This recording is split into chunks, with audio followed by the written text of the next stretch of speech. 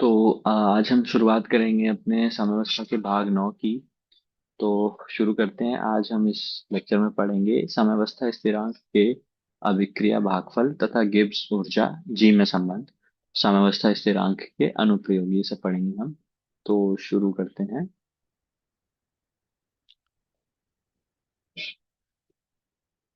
ठीक है।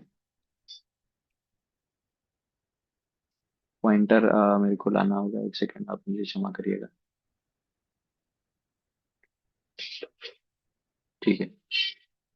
तो साम्यावस्था स्थिरांक के अभिक्रिया भागफल तथा गिब्स ऊर्जा जी में संबंध। यदि अभिक्रिया के लिए k का मान अभिक्रिया की गतिकी पर निर्भर नहीं करता है। माफ करिएगा, किसी अभिक्रिया के लिए k का मान अभिक्रिया की गतिकी पर निर्भर नहीं करता है। जैसा कि आप एक कक्षा में पढ़ चुके हैं, यह अभिक्रिया की ऊष्मा गतिकी विशेषतः गिब्स ऊर्जा में परिवर्तन पर निर्भर करता है।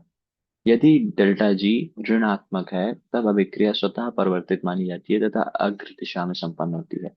यदि डेल्टा जी धनात्मक है तब अभिक्रिया स्वतः परिवर्तित नहीं होती, इसकी बजाय प्रतीप अभिक्रिया हेतु डेल्टा जी ऋणात्मक होता है। अतः अग्र अभिक्रिया के उत्पाद अभिकारक में परिवर्तित हो जाएंगे। यदि डेल्टा जी शून्य हो तो अभिक्रिया साम्यावस्था को प्राप्त करेगी। इस ऊष्मा गतिक तथ्य की व्याख्या इस समीकरण से की जा सकती है। Delta G equal to delta G negative plus R T natural log Q, जबकि डेल्टा जी मानक गिब्स ऊर्जा है। साम्यावस्था पर जब डेल्टा जी जीरो तथा Q equal to K C हो तो समीकरण इस प्रकार होगी। Delta G equal to delta G minus plus R T natural log Q equal to zero, K C के स्थान पर के मान रहो। ठीक है।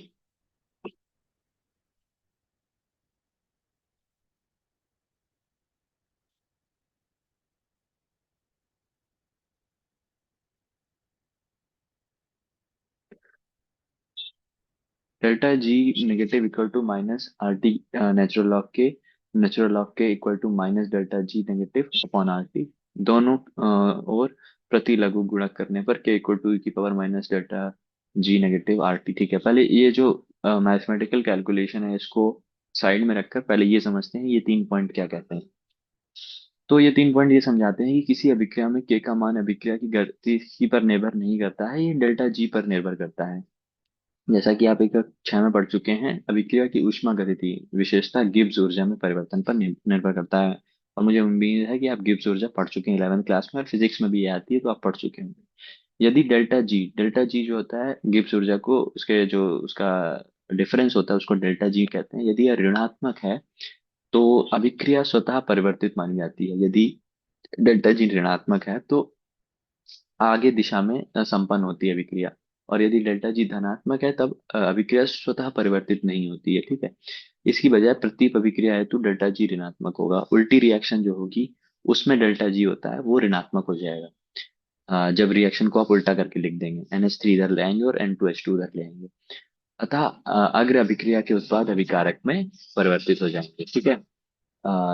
तो वही है रिएक्शन उल्टी, जो उत्पाद है वो अभिकारक बन जाएंगे और जो अभिकारक है जो उत्पाद बन जाएंगे। यदि आप ऐसा करेंगे तो डेल्टा जी ऋणात्मक हो जाएगा और तब रिएक्शन आगे आगे की ओर परिवर्तित हो जाएगी।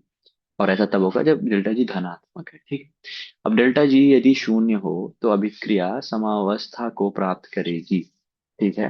तो डेल्टा जी यदि शून्य हो तो अभिक्रिया इक्विलिब्रियम पर आ जाएगी, प्राप्त करेगी। इस ऊष्मागतिक तथ्य की व्याख्या इस समीकरण से की जा सकती है।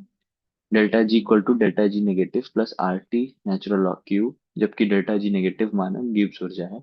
साम्यावस्था पर डेल्टा जी जीरो होगा। जब साम्यावस्था पहुंच जाती है तो डेल्टा जी का मान होता है वो जीरो हो जाता है। ठीक है। तब Q इक्वल टू तथा Q equal to K C हो जाता है। तो समीकरण इस प्रकार होगी कि अब यहाँ पे इसका मान हमने जीरो रख दिया। तब ये जो है, अब इसको delta negative equal to R T natural log किया गया है। देखिएगा नेक्स्ट पे क्या आ रहा है। Delta G equal to negative of R T natural log Q की जगह पे के ले आए, क्योंकि जो है समावस्था पर आ चुकी है, समयावस्था पर। अब natural log K L N K equal to minus of delta G by R T. और दोनों की तरफ हम लोग जो है प्रति लघु गुणक लेने पर एंटी लॉग लेंगे, जिसको अंग्रेजी में बोलते हैं। तो इसमें एंटी लॉग लेने पे के इक्वल टू ई की power minus delta G negative और आर टी, ये फॉर्मूला आपको याद रखना है। और ये आपको न्यूमेरिकल्स में सहायता करेगा। अतः समीकरण का उपयोग कर डेल्टा जी नेगेटिव के पदों के रूप में विक्रिया की स्वतः परिवर्तता को समझाया जा सकता है। यदि डेल्टा जी नेगेटिव जो है वो जीरो से कम हो, मतलब कि नेगेटिव हो, तो delta G R by R T धनात्मक होगा। अतः e negative of delta G negative जो है वो एक से बड़ा होने से के का मान एक से बड़ा होगा, जो अभिक्रिया को स्वतः परिवर्तित को दर्शाता है, तथा अथवा अग्र दिशा में उस सीमा तक होती है जिससे कि उत्पाद अधिक्य में बने। यदि यदि डेल्टा जी नेगेटिव जो है वो जीरो से बड़ा हो, तो delta G negative by R T ऋणात्मक होगा। अतः ई की power negative delta G negative by R T one से छोटा हो होने से के वन से छोटा होगा, जो अभिक्रिया की अस्वतः परिवर्तता दर्शाता है, तथा अभिक्रिया अग्र दिशा में उस सीमा तक होती है जिससे उत्पाद न्यूनतम बने। ठीक है। इन दोनों पॉइंट्स में ये कहा गया है कि यदि डेल्टा जी नेगेटिव होगा, तो ये जो ये पूरे वैल्यू है ये धनात्मक होगी, पॉजिटिव होगी। और ये पॉजिटिव, इस पूरी वैल्यू की पॉजिटिव होने से के जो है वो वन से ज्यादा आता है। ठीक है। ये एक लॉगरिथम का नियम है जो आपने मैथ्स में पढ़ा होगा। अब जब के का वैल्यू जो है वो वन से बड़ा होगा, तो अभिक्रिया स्वतः परिवर्तिता को दर्शाती है, क्योंकि आप देखते हैं के में जो होता है वो ऊपर क्या होता है, प्रोडक्ट होता है। तो और नीचे होता है रिएक्टेंट होता है, जो ऊपर उत्पाद होता है नीचे अभिकारक होता है। तो उत्पाद की संख्या अगर उससे ज्यादा बन रही है तो रिएक्शन आगे बढ़ रही है, इसका मतलब। तो उत्पाद की संख्या अगर अभिक्रिया अभिकारक से ज्यादा है, तो इसका मतलब के की वैल्यू वन से ज्यादा होगी। अब मान लीजिए उत्पाद में जो ऊपर संख्या आ रही है वो 10 आ रही है, नीचे संख्या जो आ रही है वो 9 आ रही है, तो के की वैल्यू वन से ज्यादा हुई। अब ऐसा बनने से रिएक्शन आगे बढ़ेगी। तो अथवा स्वतः परिवर्तता को दर्शाता है, तथा आगे दिशा में उस सीमा तक होती है जिससे उत्पाद जो है वो अधिक्य में बनेगा। अब यदि डेल्टा जी पॉजिटिव हो, तो R G by R T ऋणात्मक होगा। ये वैल्यू पूरी जो है पॉजिटिव होगा, तो ई की पावर नेगेटिव आएगी। नेगेटिव होने से के भी नेगेटिव होगा। के जो है वो वन से छोटा होगा। अब तो पिछली कंडीशन का उल्टा हो जाएगा, तो अभिक्रिया की अस्वतः परिवर्तिता दर्शाता है। यह अभिक्रिया अग्र दिशा में उस सीमा तक होती है जिससे उत्पाद न्यूनतम बने। ठीक है। नेक्स्ट सेक्शन क्या है? साम्य को प्रभावित करने वाले कारक।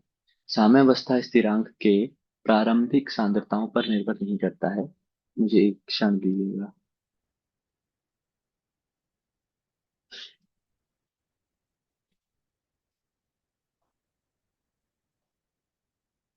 हम्म, साम्य को प्रभावित करने वाले कारक। ठीक है।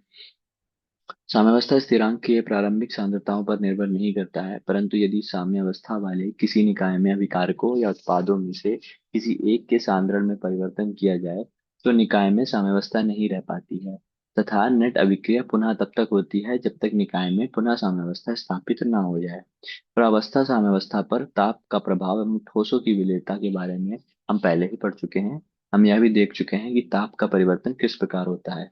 यह भी बताया जा चुका है कि किसी ताप पर यदि अभिक्रिया के साम्यावस्था स्थिरांक का मान ज्ञात हो, तो किसी प्रारंभिक सांद्रण से उस अभिक्रिया के अभिकारकों एवं उत्पादों के साम्यावस्था में सांद्रण की गणना की जा सकती है।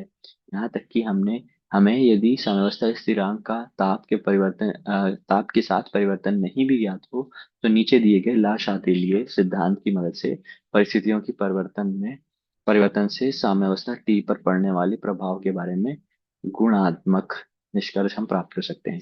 तो ये वाला जो पैराग्राफ कह रहा है वो ये है कि साम्यावस्था स्थिरांक के जो है वो प्रारंभिक सांद्रताओं पर निर्भर नहीं करता है। यदि साम्यावस्था वाले किसी निकाय में अभिकारकों या उत्पादों में से किसी एक के सांद्रण में परिवर्तन किया जाता है, तो निकाय में साम्यावस्था नहीं रह पाती है। ये पहले ही पढ़ चुके हैं। और नेट अभिक्रिया पुनः तब तक होती है जब फिर से जो है साम्यावस्था नहीं हो पाए।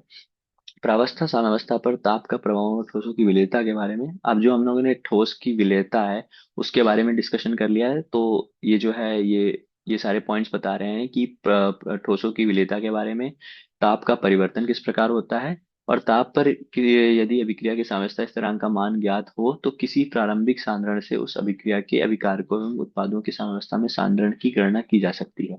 ठीक है। अब ली शातलीय सिद्धांत जो है उसको पढ़ते हैं। द्विशातिलीय सिद्धांत किसी निकाय की साम्यावस्था परिस्थितियों को निर्धारित करने वाले के कारण कारकों सांद्रण दाब एवं ताप में से किसी में भी परिवर्तन होने पर साम्यावस्था उस दिशा में अग्रसर होती है जिसे जिससे निकाय पर लगाया हुआ प्रभाव कम अथवा समाप्त हो जाए। ठीक है। अब समझिएगा। इस रिएक्शन की जो तीन लाइनें हैं ये बहुत छोटी हैं। लेकिन अब मैं आपको इससे पूरा समझाता हूँ कि ये कहता क्या है, ली शातलियर प्रिंसिपल होता क्या है। तो ली शातलियर, अंग्रेजी में हम लोग ले शातलियर प्रिंसिपल कहते हैं, इसको हिंदी टेक्स्ट में ली शातिलीय सिद्धांत कहा जाता है।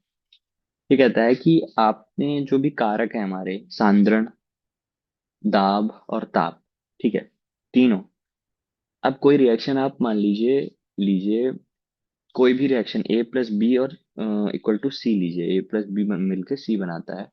अब ये रिएक्शन जो है वो दाब के कारण होती है, जब दाब ज्यादा होता है। तो अब आप करेंगे कि अब इसमें जो टेक्स्ट लिखा है उसको फॉलो करेंगे कि किसी निकाय की साम्यावस्था परिस्थितियों को निर्धारित करने वाले कारकों में से किसी में भी परिवर्तन हो। तो यदि आपने दाब में बढ़ा दिया, दाब को बढ़ा दिया, तो साम्यावस्था उस दिशा में अग्रसर होती है जिससे निकाय पर लगाया हुआ प्रभाव कम अथवा समाप्त हो जाए। ठीक है। अब एक रिएक्शन दबाव के बढ़ने पर जो है आगे बढ़ती है। अब आपने दाब को कम कर दिया, तो अब ये रिएक्शन साम्यावस्था में जाने के लिए उल्टी चलने लगेगी, रिएक्शन बैकवर्ड होने लगेगी। फॉरवर्ड रिएक्शन जो है, अग्रसर रिएक्शन तब होती है जब दाब बढ़ता है। अब आपने दाब को और आगे बढ़ा दिया, तो साम्यावस्था स्थापित करने के लिए रिएक्शन पीछे आएगी। सिमिलरली टेम्परेचर का एग्जांपल लेते हैं, कोई रिएक्शन है एक्स प्लस वाई गिव्स जी जेड, एक्स प्लस वाई जो है वो जेड देता है। तो इसमें जब आप रिएक्शन, जब टेम्परेचर कम करते हैं तो मान लीजिए रिएक्शन आगे बढ़ती है। मैं बहुत ही लेमैन टर्म्स में समझा रहा हूँ आपको, उल्टा ले लेते हैं पूरा, टेम्परेचर कम करते हैं तो रिएक्शन आगे बढ़ती है। अब मान लीजिए आपने टेम्परेचर ज्यादा कर दिया, ठीक है, तो टेम्परेचर कम करने पर रिएक्शन आगे बढ़ती है, तो टेम्परेचर ज्यादा करने पर क्या होगा, रिएक्शन पीछे बढ़नी चाहिए। और रिएक्शन पीछे बढ़नी चाहिए, तो आपने इस टेम्परेचर को ज्यादा किया है, तो उसका अपोजिट क्या होगा कि रिएक्शन आगे की तरफ बढ़े। तो इसमें ये होगा कि जो भी आपने प्रभाव लगाया, टेम्परेचर को बढ़ाया, तो उससे रिएक्शन आगे की तरफ बढ़ेगी। ये आप एक इसको एक बार और सुनिएगा, तब आपको समझ में आ जाएगा। जो मेरा पहला वाला एग्जांपल है दाब वाला, वो इजी है। टेम्परेचर वाला थोड़ा सा, थोड़ा नहीं, मैंने 2 स्टेप ज्यादा उसको कॉम्प्लिकेट कर दिया है। तो आप 2 बार समझेंगे, सुनेंगे तो समझ में आ जाएगा। अब आगे बढ़ते हैं। सांद्रता परिवर्तन का प्रभाव, ठीक है। सामान्यतया जब किसी अभिकारक उत्पाद को अभिक्रिया में मिलाने या निकालने से साम्यावस्था परिवर्तित होती है, तो इसका अनुमान ला शास्त्रीय सिद्धांत के आधार पर लगाया जा सकता है। अभिकारक उत्पाद को मिलाने से सांद्रण पर पड़े दबाव को कम करने के लिए अभिक्रिया उस दिशा की ओर अग्रसर होती है ताकि मिलाए गए पदार्थ का उपभोग ना हो सके। अभिकारक उत्पाद के निष्कासन से सांद्रण पर दबाव को कम करने के लिए अभिक्रिया उस दिशा की ओर अग्रसर होती है ताकि अभिक्रिया से निकाले गए पदार्थ की पूर्ति हो सके। अन्य शब्दों में, जब किसी अभिक्रिया के अभिकारकों या उत्पादों में से किसी एक का भी सांद्रण समावस्था पर बदल दिया जाता है, तो समावस्था मिश्रण के संगठन में इस प्रकार परिवर्तित होती है कि सांद्र परिवर्तन के कारण पड़ने वाला प्रभाव कम अथवा शून्य हो जाए। तो आपने किसी भी एक अभिक्रिया के समावस्था को अगर छेड़ा है, मतलब किसी भी आपने रिएक्टेंट या फिर किसी भी आपने अभिकारक या फिर उत्पाद को निकाला है या जोड़ा है, तो जो भी किया है आपने, उसके अपोजिट काम करेगा, उसका उल्टा काम करेगा रिएक्शन, ताकि वापस साम्यावस्था में आ सके। तो मान लीजिए आपने किसी उत्पाद को निकाल लिया, ठीक है, उत्पाद जो बन रहा है उसको निकाल लिया, तो रिएक्शन जो साम्यावस्था है वो उस तरफ जाएगी ताकि वो उत्पाद और बने। ठीक। अब मान लिया आपने उत्पाद और जोड़ दिया, तो रिएक्शन उस तरफ जाएगी कि उत्पाद और कंज्यूम हो या फिर और घटे, उसका और उपभोग हो सके। ये कहता है ला शातिलीय प्रिंसिपल, जो होता है, जो आप उसमें छेड़खानी कर रहे हो, उस छेड़खानी का उल्टा करती है ताकि वो छेड़खानी दूर हो जाए और समावस्था बनी रहे। ये कहता है ला शातिलीय प्रिंसिपल। ठीक है। अब आगे बढ़ते हैं।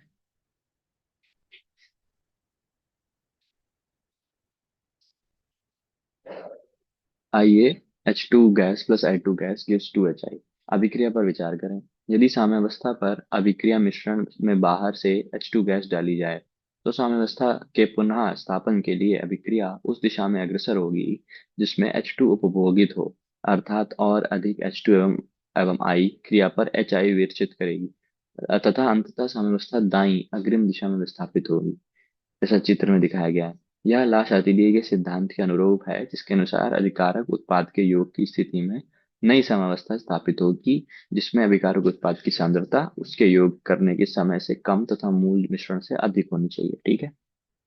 अब H2 plus I2 gives 2Hi का रिएक्शन है।